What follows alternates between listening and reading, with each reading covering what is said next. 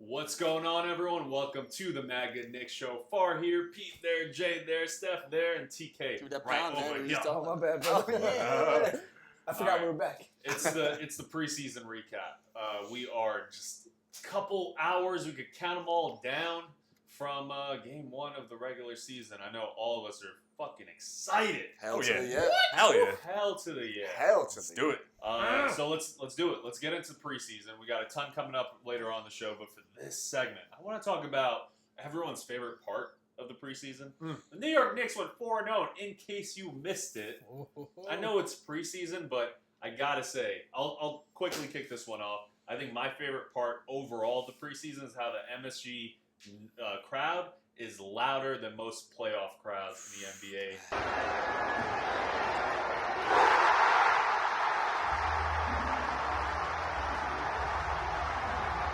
Don't ask. Long shot. Hold that. By a long shot. Jay, you got any favorites? Ooh, I got two of them. So, the two favorite things, Mitchell Robinson coming back, beast mode, looking big, blocking ish. Also, my guy, our guy, Julius Randle. We've seen you practicing that. You did it so cool, like the other side of the pillow. Kill him. Kill him. We hyped him ready for this season. We like it. Shout out Stuart Scott, baby. Pete, you got a couple favorites? I definitely got a couple of favorite moments for sure. One of the moments that I think first caught my eye was that game 2 against the Wizards where we shot, what was it? No, that's wrong. And I think our franchise record for threes is in the low 20s. What is it, like 22. 22? Yeah. So that goes in line with like the fact that we got all these 3-point shooters, and that makes me excited for the future of the Knicks in terms of being a modern franchise. And then, honestly, picking one moment is tough. So all those little moments, all those like little plays where we didn't isolate, where we came back on D, where you saw help defense, all those little things that used to piss us off in the past about the Knicks, just seeing that in the preseason made me very happy. For sure. It was a thing of beauty, Steph. Yeah. For sure. Couldn't agree with the guys more, man. Two of the biggest moments is, what's that word that we're all fighting for as fans in the NBA? It's called championship, I Chivalry? think. The championship. Championship. Julius Randle, the first man after I don't know how many years in his interviews, is mentioning championship, is mentioning goals, is mentioning winning that prize, baby. That's all I want. As long as it's mentioned in the beginning, we know where our vision in our mind is. That's number one. And number two, I think KP mentioned championship once. I don't know who that is. Ooh. But number two, Kenny Payne. Kenny Payne. Oh, right. Number two, I would have to say Tibbs' reaction and his attitude when the Knicks are up by 20. He's still no smiles. He's still looking at everyone, yelling at everyone. That type of vision, that mentality, I love it, man. No breaks, nothing. It's still preseason. We still have to get our shit down pat to make it to the championship. Those are my top two. Loves Yo, a strong Still word. the Penguins. Loves a strong word, bro. Real I've been quick missing it. quick football reference. I think one of the reasons that Tom Brady is, one of the greatest football players ever. Sorry, Jeff fans, but it's because he never takes his foot off the gas, and I think that's what championship caliber teams do. Yes, At sir. least the So ones true. that will survive in big cities like New York, Yes, sir. like Boston. All right, T, what are your favorite moments? You guys pretty much covered it, but All right, game 2 against the Wizards on the road, hell yeah. the barrage of 3-pointers was just, it was a thing of beauty. Yep. And game 4, the final preseason game, when we had absolutely nothing to lose and nothing to fight for, truly, except pride, right? Yep. And the guys were down big. They looked a little tired, looked a little gassed. They fought in a meaningless game their ass off. Mm-hmm. And not only did they win, but they had the crowd behind them. They played excellent defense. Preach. Down the stretch, they hit big Preach. shots. This is awkward. I mean, and Randall hit the game-winning shot to cap it off. It was a thing of beauty. Game 4, the last maybe 12 to 15 minutes, thing of beauty. You know, if Michael Jordan had The Last Dance as a documentary, I think this preseason alone, we can have a whole documentary, 30 for 30. This is our first dance, baby. All right. First of many, baby. Let's act like we've been there, fellas, shall we? We Top haven't. performers. We haven't. Top performers of the preseason. Points per game, rebounds per game, both went to Julius, and assists per game went to Kemba. We'll talk more about what our predictions are in the next segment. But what I want to ask you guys is, will this carry over? This momentum that the New York Knicks have built. The way that the rotation goes, the way that the team's constructed, Tibbs didn't try a whole lot. He kind of went at this with the regular season flavor. So, Jay, you got something to say always. So you want to kick this one off?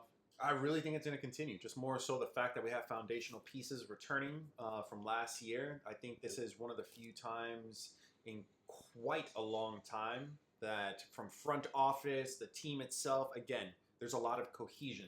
The way we have welcomed new team members as well. We have added true role players, and not just role players coming off the bench. I mean, like role players that are part of the starting lineup, so on and so forth. I think it's going to be an amazing season for us, and I'm looking really forward to more so a lot of the rookies between Grimes, Sims. They played stellar throughout the preseason, and especially Game 4 with Grimes. I'm impressed. I mentioned how he shut down Cunningham, #1 pick. So let's get after the season, baby. Let's go. Let me rephrase the question for you guys too, because I think all of us are pretty much in agreement with Jay. But how much onus should we put on this preseason going into the regular season? Because I know the rest of the NBA and the rest of NBA fans are probably laughing at the Knicks over this hyped about 4-0. Oh, we're gonna see. They don't understand. I agree. I think you're going to see a lot of the elements carry over, and the elements that I'm talking about is not quitting up, not giving up on plays, working hard on defense, all those things that I think Tibbs will not allow his players not to do. Where I think some of the stuff from preseason won't carry over, and we'll probably see come and go in waves, is our offensive prowess. Because I think guys like Derrick Rose, Evan Fournier's, the Kemba Walkers of the world, they aren't the most consistent offensively, and some of them have an injury history. And with Mitch, we don't know how he's going to play out. So I think offensively we're going to see some ebb and flow, but overall I don't think we're going to lose faith in our team because I don't think they're going to give up. So at least a lot of the culture stuff is definitely going to carry over. Yep. See? To answer your first question, I do think it'll carry over. And the elephant in the room here, I think we have to kind of preface this. Don't call Steph that. You my guy, bro. You my guy. You look good, But, Steph. You look good. I try. Kemba, Fournier, and IQ, all three of them didn't play well at all. Yeah. Right? They didn't have good preseasons at all. Right. I think between IQ and I think majority of them, I can't remember which ones right now, but shot below 40% field goal and below 30% from three. Right? And we know the back of their stat cards, that's not going to happen in the regular season. Right? Kemba was just feeling his way out. So same with Fournier. IQ was adjusting to a new position, new role. He put a lot of pressure on himself to be a playmaker and a point guard.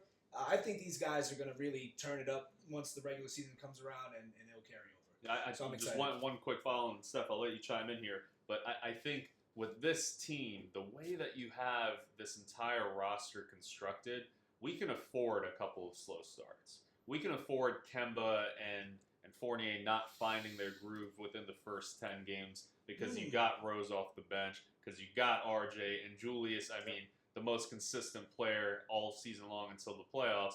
I think he will repeat that. I can breathe. Okay, fine. So I'm holding it in. I disagree. I think That it the won't East. carry I think over? the East. No, we can't afford to I have a agree slow with you. start. I agree. The Yeah, East yeah. is No, strong. I'm not talking about certain as a team. teams I'm gotten talking- stronger. I'm not talking about as a team we can afford to have a slow start. I'm talking about Kemba slow start, Fournier slow start, and IQ slow start. We can mask that through other elements of our team. As a team, we need to play hot all season. Okay, if just we making want sure to we want align. to be a top 5 seed. I agree with both of you guys. We do have the depth, but we can't afford a slow start. I agree. Yeah. I agree. Steph? Yeah, Take I us said it last episode, and I'll say it again. For this team, the whole is greater than the sum of the parts, and I think that's what you said last time as well. Meaning that each player has his skill set, but when you combine them as a team, the whole team kind of adds up to more than that, right? And so I think that type of stuff will have to carry over because that's system. And system, whether it's preseason or during the season, yes, it might be impacted, but I think if you have a strong system, it won't be a drastic difference between preseason and regular season. That's one thing. Second, I agree with IQ. Yes, he definitely had a slow start, right? Evan Fournier, Kemba Walker, he was out that one game. For sure, we'll give them some time. But I think players like Grimes and Sims, I think we have a lot to look forward to these guys in the regular season. I mean, we saw Grimes with that big shot three-pointer, right, during the preseason. Of course, I know it's before the regular season. Jericho Sims, he's displayed great fundamentals, his athleticism. He had a great PER, by the way.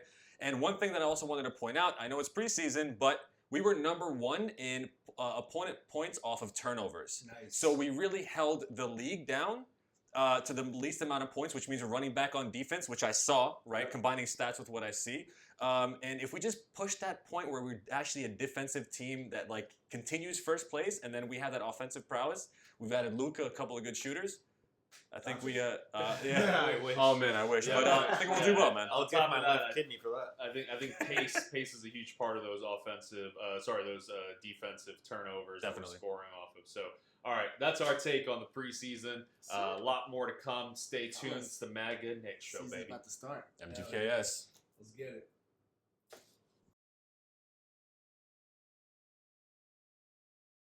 All right, what's going on, y'all? Here we go. This is our top 3. So, top 3 players in points per game, top 3 players in assists per game, and top 3 players in rebounds per game. Let's get it started. So, points per game, Randall, RJ, and Rose. That's who I got, because I think Rose is probably going to end up playing equal or more minutes than Kemba. Assists per game, got Kemba, got Randall, and I got Rose. I think Randall's actually going to end up leading all 3, but I am going to put in Kemba just because he'll probably get the most starters minutes. And then rebounds per game, Randall's going to lead the team, followed by RJ Barrett, and then Mitchell Robinson. What? At me. I got a wild card stat for you guys too. 3-point percentage. 3-point percentage. I'm going with RJ Barrett to lead the team in 3-point percentage. Bold move, Kai. Who's got next? Who renewed his contract? Pick me, coach. Bam! Pick me, coach. First and foremost, I want to wish my boy TK a happy birthday. Come on, that's Bam! birthday. This one. So, Leading 3-point. leading the Knicks in points per game next season, Randall, RJ, D Rose. And that's not much of a stretch. That's pretty much what it was last season. But I think it's going to continue. I think D Rose is going to be the top scoring guard on the team. Rebounds, Randall, Mitch, and Nerlens Noel. Assuming they're all healthy. This is all assuming healthy stuff. I don't know. My guy said, what did he say? RJ Barrett? I was assuming real life, not fantasy here. Oh, okay.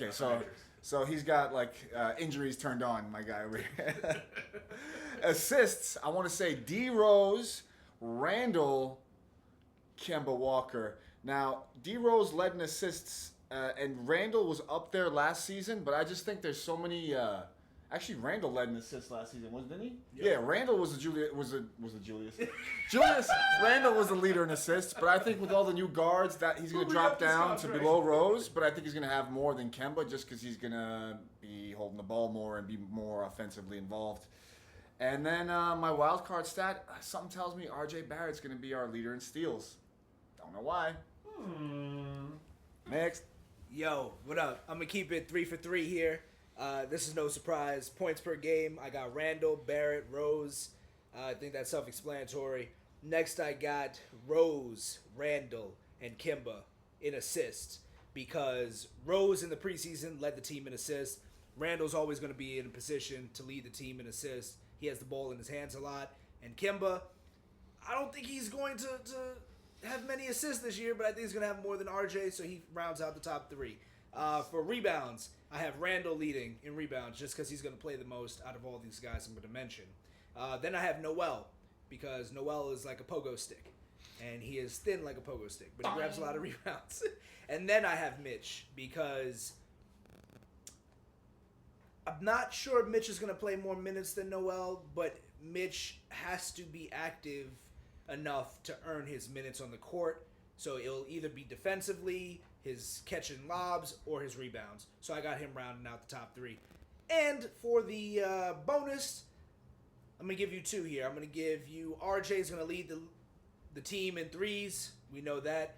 And for blocks, I'm going to go with Wayne Selden. Just kidding. I'm going to go with Noel. It's obvious. He's the man. What's going on, guys? Finally, we got to the person who's actually going to give you the right stats, because I'm a fortune teller. So, 3, right? Scores, pretty easy. Randall, Rose, and I got my man RJ Barrett. Talk to RJ him. Barrett shooting them shots, but he's got to work a little more on his left hand. I'm hoping that's going to improve during the season. Right hand. Right hand, I'm so sorry. Left hand is really strong. Natural man. You guys are right. He's a Who read up This his is a contract? right-handed guy speaking, so I'm flipped. You know what I'm saying? Assists, you got Walker, Rose, and IQ. I think IQ is going to play a much bigger role. I think his preseason was all right, but I think he's going to be a lot better. He's going to be more valuable in the assist category. Walker, pending no injuries, same thing with him. And rebounds, Randall, Mitch, and I don't think any of y'all mentioned Obi Toppin. No? Obi Toppin is going to be your man for rebounds right up there. He's been very active, running to the basket, boxing dudes out, and putting a body on people. So I think, watch out for Obi. He's going to be hustling on the boards. You got a bonus? I got a bonus. Yes, I do. Highest amount of minutes is going to be RJ Barrett. I think it was Julius Randle and RJ, but I think Tibbs is going to push the younger dude to play a little more. He should. All right. Points, pool game. I think that's going to be Julius leading us. I'm not even going to go into 3. It's Julius leading us. In terms of assists, it's actually going to be D Rose leading us, even though he's going to come off the bench. And then in terms of rebounds, it's going to be Mitch if healthy. In terms of bonus stat, RJ Barrett's going to have the most 3 points attempted. I'm not saying he's going to have the best 3-point percentage on the team, but he's going to have the most attempted. It's Mitch's nickname. I can't believe Mitch, nobody if said healthy, Fournier Robinson. is going to lead in threes. Who? Fournier. I feel like he was brought on literally to stretch the floor and hit threes. I would have said it, but But I don't believe I think he's going to drive my more. stat was steals. I think he's going to drive more, and I think as well, even someone like RJ may have more assists than we assume, due to him. In most instances during the preseason, he was ready to just shoot as soon as he received the ball, catch and shoot. But I think he's going to start making that extra pass more, and he's actually going to squeeze out a few more assists. Percentage-wise, I think Fournier, Knox, and RJ Barrett at the 3 are going to be the best. Percentage-wise. I don't Fournier think be Knox number is going one? to be with us long. I think Don't For sleep that on short Derrick period. Rose, y'all. Yeah. True, too. That's I think true. this He's going 45% This is- from this 3. is Don't the know. year. He led He led the the team in team field goals, Yeah. in field goal percentage. And threes. And threes. And threes, Yeah. He looks smooth. This is the year for both Mitch and Knox to be shopped. Bye, guys. That's why That's the kids, market. kids don't just Everybody have say athleticism. bye. Be like D Rose. Develop skills. All right, y'all. We like to call this segment Mob Deep 2.0. You guys might be wondering why. Well, Mob Deep 1.0, you guys can recall the great old 2012-2013 Knickerbockers, featuring the bench of like J.R. Smith and them boys. Double discount check. Steve Novak. On my phone. Love it, love it, love it, love it. So this is probably the deepest bench that we have seen since that season. Arguably, we were on the show 4 years ago saying that was like Mob Deep 2.0. We were so wrong. But this time around, I think almost every single bench player that we have could sub in as a starter as well, and that's a pretty cool thing to have. On top of that, I'll quickly start off with this one point of discussion here. But Obi Toppin and Julius Randle sharing the court together. Interesting. Looks like it could be a real thing. So, gentlemen, I'll open up the conversation to you two. What do you think about Mob Deep 2.0? T? Yo, so we gotta talk about it because Tibbs has been pretty flexible. I know it's been preseason, but he's experimented quite a bit with this rotation. I obviously think we got Rose. There's no question there. He's gonna be in there. Yeah. Obi's gonna be in there. I think Tibbs has a real crush on Obi. Yep. He's really fond of Obi all of a sudden. I know Obi's putting in the work. He's in the gym practicing. He's improving night in and night out. IQ's definitely going to be in there. Now, here's where it gets tricky, right? Who's the starter between Mitch, Noel, and Taj? We have a lot of injury in play here. We have a guy coming back from injury. So whoever is the non-starter, I think they're going to compete for minutes off the bench. And then I'd like to throw in a little wrench here. Q Grimes. Tibbs was uber fond of Grimes Facts. in the last preseason game. Facts. And I'm going to get into more detail later. We're going to discuss that. But Grimes got some minutes down the stretch there, and he really showed out. And I think Tibbs was really impressed with that. The Knicks. Corey Kispert wrestled away by Toppin and a steal. Kispert dribbling right into the triple team. Grimes calling for it. Hits another one. Knicks down by 2. Jay? It's going to be incredibly interesting. I'm with you with Grimes. I think as the season continues to go on, his minutes are going to increase. Yeah. I don't want to put this out there. I don't want to put this type of juju. I don't know what the tandem of Kemba Walker and Derrick Rose, just from a health standpoint. Not even on the floor together, just more so from a health standpoint. So I think it's going to open more minutes for Mob Deep 2.0. You know what I mean? I think Gibson, especially seeing how he has extended his 3-point range, he did 40% for the preseason. I truly think he's going to step up for us and continue to be instrumental managing that bench. We know D Rose is probably arguably going to get the most minutes off the bench. For sure. Additionally, as well, with probably Alec Burks. Mhm. It's crazy Oh, I right forgot now. Burks. Like, Oh, I know, yeah. that's what I'm saying. It's Oh, like, I I know you didn't forgot mention it. I Burks. was like, I got this one. Last episode, I was talking got about the $30 million man. How'd I forget it? Come on. So no, it's incredibly interesting. I'm with you. You know, Obi Toppin is looking a little bit more special. I think he looks more confident. He looks a little bit more secure in terms of what he's doing on the floor. I know last year was his rookie season, but again, this time around, he's been around. He knows what to do.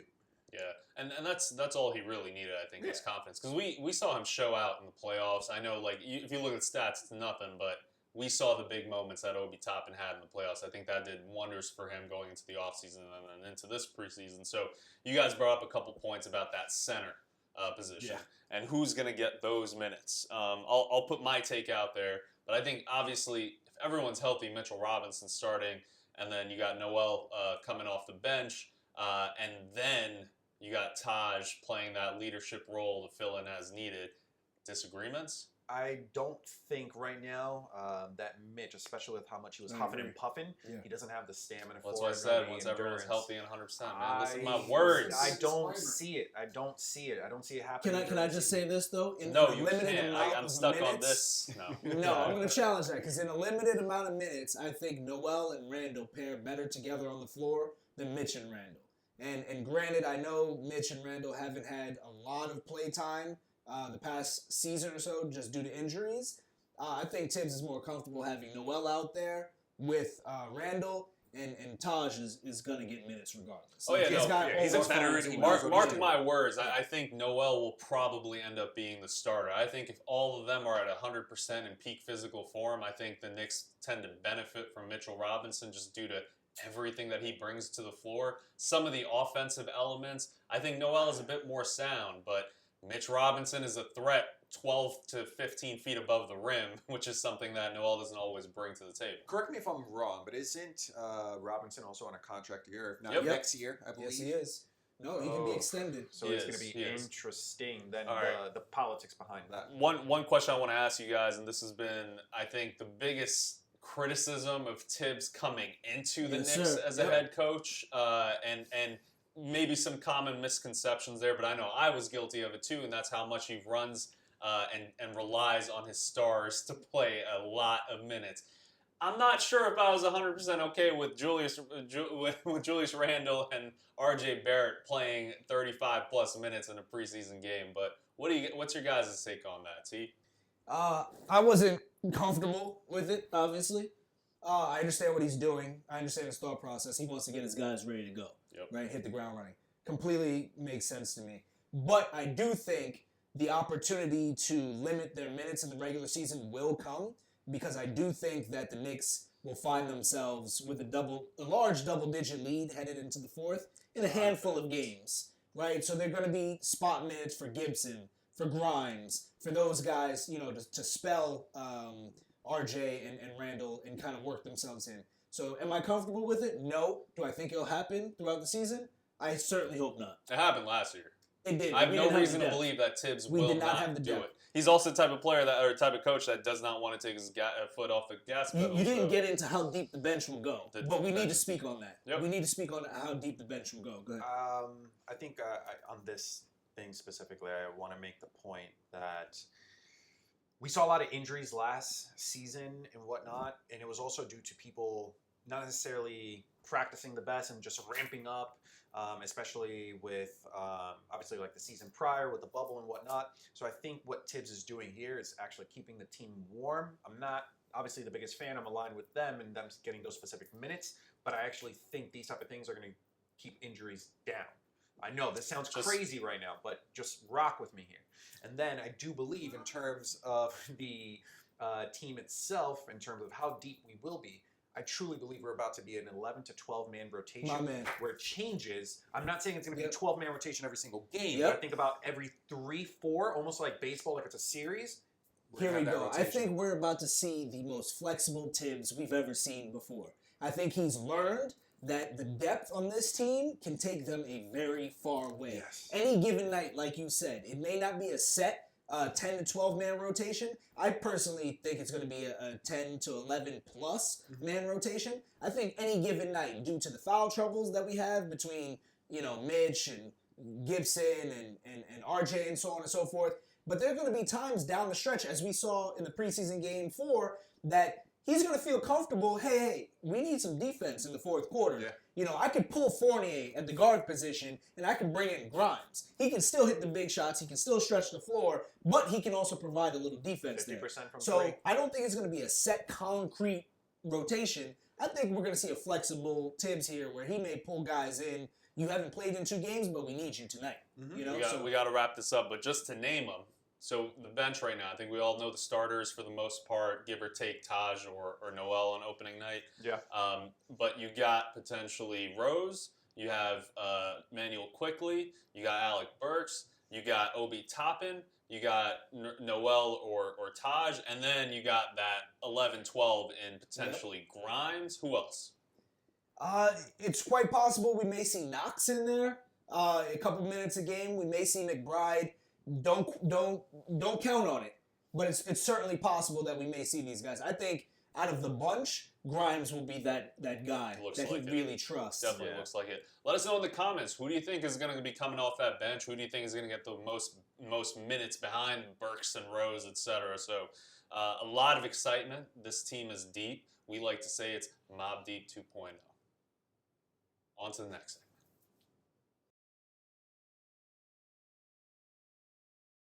All right, what's up, guys? Welcome to a segment we like to call MVK, Most Valuable Knick, where you tell me who you think is going to be the most valuable Knick this upcoming season and why. So, TK, why don't we kick it off with you? Who's your MVK, bro? First of all, don't yell at me. I'm Second sorry. of all, It's my broadcast voice, Farhan Tommy.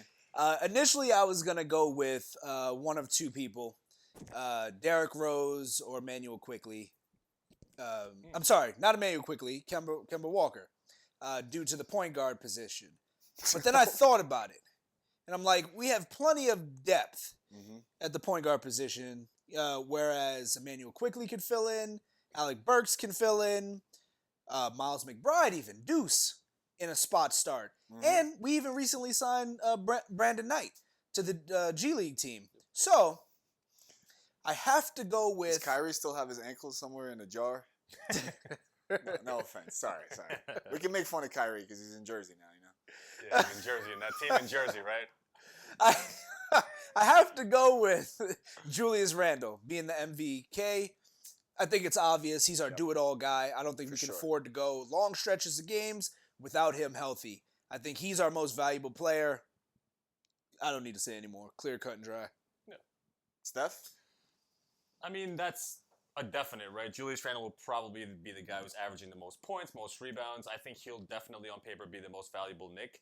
But I kind of agreed with your first Segment point done. that made you flip, which you said Derrick Rose and Kemba Walker. For me, I think Derrick Rose and Kemba Walker, those are actually the exact 2 people on my list. And the reason why is because managing the offense, right? Julius Randle, he can make his own shot, but he thrives especially with the point guard, with the ball moving around, right? And we don't see it this much often this year, but so far 4 games of him bringing the ball up, right, as much as he used to, right? So it's interesting. Now we're going to have Derrick Rose, Kemba Walker bringing up the ball more. They can manage the offense, and that's going to be very valuable for this particular system, right? Julius Randle will produce always, but it's going to be those guys that are really going to make that whole team system work really well. Yeah, I think I have to agree with you guys. Julius Randle obviously would be the pick for MVK. I think he's going to score the most points, rebound the most, as you said. I think he's going to have a hell of a season. Yep. He's probably going to redeem himself for not the most ideal performance in the playoffs last year, but it wasn't entirely his fault. I think we lacked the depth to put bodies around him to spread the floor. Defenses are very tight in the NBA, and his mid-range game just suffered a bit because of it. Yeah. But with this question, as soon as I saw it, I was like, well, obviously Julius Randle. So maybe let me think of an answer that's a little bit different than Julius Randle. what I you think trying to say? we're all going to say Randle. So I thought of it more from the perspective of like if a player really panned out from the ones that we've acquired or the ones that are part of our young core. I think Mitchell Robinson has the potential to make the biggest impact if he pans out. Now, You're wrong. I know, but listen. We talked earlier about his lack of progress over the years, partly Yeah. because of injury, partly because he's such a raw talent. And I know the concerns about Kemba Walker's injuries and how all the point guards that we have, like our lifelong dream of having point guards that can move the ball is here, our three-point shooting is here. So I think all that has great potential. But I think if Mitch is able to become the center we always thought he could be, the shot blocker, the perimeter defender, I think that could be an X factor in the season that we didn't anticipate. I think that could solve a lot of the paint penetration issues we're having. I think that's going to open things up for Randle and all of our shooters on the perimeter. So he's kind of my dark horse. If he plays well, I think he has the potential to make the biggest impact on the Knicks from someone that we didn't anticipate, like a Julius. Can you Randle. believe that we didn't mention R.J. Barrett? I can actually, because I do think there's leeway for him to struggle. But You got leeway to struggle. no, he Yeah, does. well, I He feel does you. because Wiggle we have room there. Fournier, who can also pick up the offense. Whereas Bullock, we couldn't really rely on him to do so. So I want to just touch on that really quick. Sure. We haven't really talked about RJ Barrett and defensively. Right. He's going to really need to be good defensively to carry us. So that's a good point you bring up. And one sleeper guy I need to mention, it'd be I can't go a whole 2 episodes without mentioning this guy. Yeah. My sleeper pick is Wayne Selden. Because if this guy can pick up that Theo Pinson position and, be our last man on the bench, bring him morale together, we can take it a long way. So, Wayne Selden, this season is on you, buddy, and you alone. All right? We're looking at you, boy. This is Looking still at the you. MGK segment, guys. I just want to remind Most you. valuable Nick. Yeah. By the Wayne way, Selden. Want to be clear. Can you guys believe that in this preseason, we're 3rd place in 3-point percentage? Like, I how does can. that speak to like having pretty much not that many great shooters on the team and having that high percentage in the preseason? Do you guys think that'll translate to the regular season? I do. I think we were getting good looks. That's the thing. When you were looking at the volume and the percentage of shots that we were hitting, they were all relatively good looks. None of them seemed overly forced, right? It was a kick out to RJ, wide open. It was Randle pull up his shot, money. Fournier, you can go on. Right. Obi Toppin was hitting shots. Knox was over 40%. And like you said, open shots. Open bro. shots. They That's were the good beauty of looks. it. That's why I think they would work out. Excellent. Funny stat about the 3-pointers. We were top 10 in percentage and bottom 10 in attempts. See No if that way, changes this really? season. Wow. Way, dude. Wow. All right, that's been most valuable Nick. I believe it's Julius Randle, but we had some others in there for you to think about. Wayne Catch you on the Selden. next segment. Later, guys. Bye. Peace. Bye. Wait, we're not doing a close? All right, thanks guys for joining us for another episode of MGKS. Did you guys have fun? Oh, I hell did. yeah. I had a As always. blast. You know what they need to do. Please subscribe, like, share, Comment. comment, and what else? Down below. Hit the bell or whatever. Yeah, thanks, Jay.